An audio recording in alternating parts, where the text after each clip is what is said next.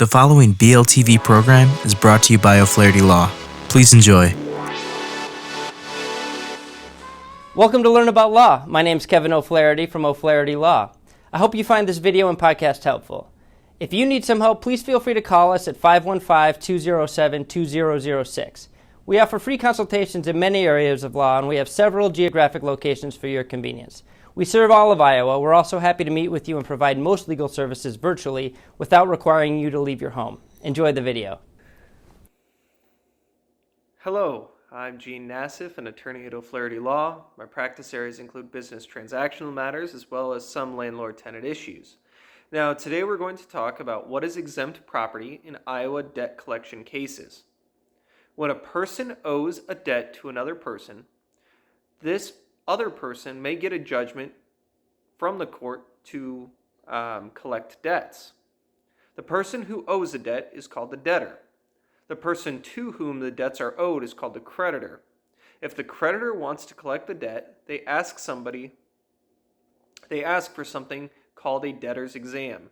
This is a court proceeding where the court, creditor, and debtor will discuss the debtor's assets and abilities to repay debt. If a person has cash or jewelry on hand, the creditor could ask the debtor to hand it over to the creditor.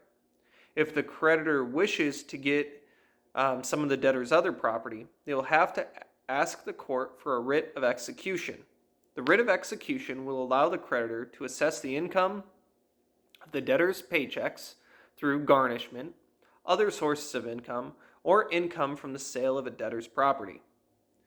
Now, there are some exceptions to the property which can be taken, and therefore not subject to this writ of execution.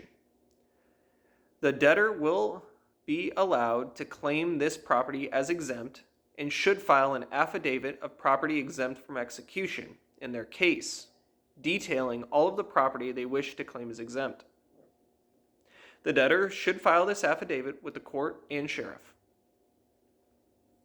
Now, what we're going to cover are some various pieces of property and their exceptions.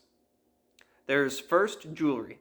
Wedding rings owned or received by the debtor or their dependents are exempt from execution. However, if the debtor or dependents receive one or more wedding or engagement rings after the date of marriage, but within 2 years of the date of execution or the claim of exemption, the rings are only exempt up to $7,000 minus the amount of any other jewelry. Guns. The debtor may claim as exempt one shotgun and either one rifle or one musket.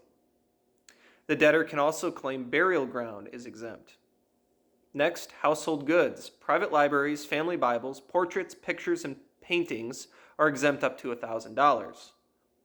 Additionally, you can claim exempt clothing, musical instruments, household furnishings, household goods such as TVs, appliances, for personal, family, or household use, up to $7,000.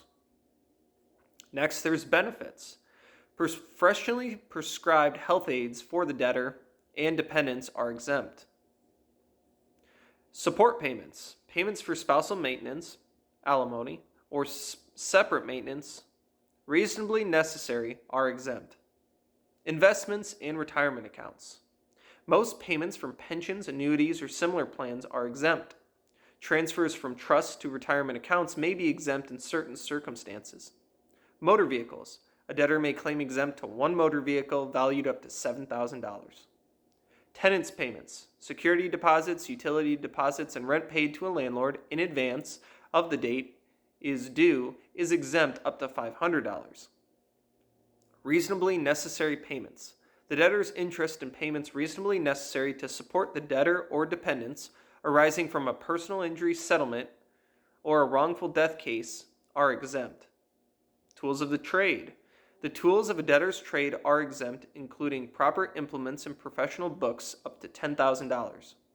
For farmers, they may claim farming equipment up to $10,000.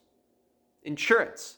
Certain insurance interests up to $10,000 if the beneficiary is the person's spouse, child, or other dependents. Homesteads. The homestead is a house used and owned by the debtor. If someone owns multiple houses, the owner can choose which one is a homestead. The homestead owner includes the surviving spouse of the person. The homestead is exempt in most circumstances if the debtor or surviving spouse claims this exception. There are also many other non-probate assets, retirement accounts, or transfers between retirement accounts that are exempt. It's important to note Iowa doesn't have debtors' prisons. A person will not be arrested for failing to pay their debt. However, if the court orders somebody to do something, such as to show up for a debtor's exam and a person fails to do it, the person could be arrested for violating the court order. As always, if you have any additional questions, feel free to reach out to us. Thank you very much, and have a nice day. Hello again, this is Kevin O'Flaherty from O'Flaherty Law. I hope you enjoyed this video and podcast. If you did, we'd love it if you'd subscribe to our channel. If you need legal help in this or any other area of law, please do not hesitate to reach out and schedule a consultation. Most consultations are free and all can be conducted remotely if you'd like. Please email us, book online, or call us at 515-207-2006. We have many locations for your convenience. We serve all of Iowa. Thank you again for watching.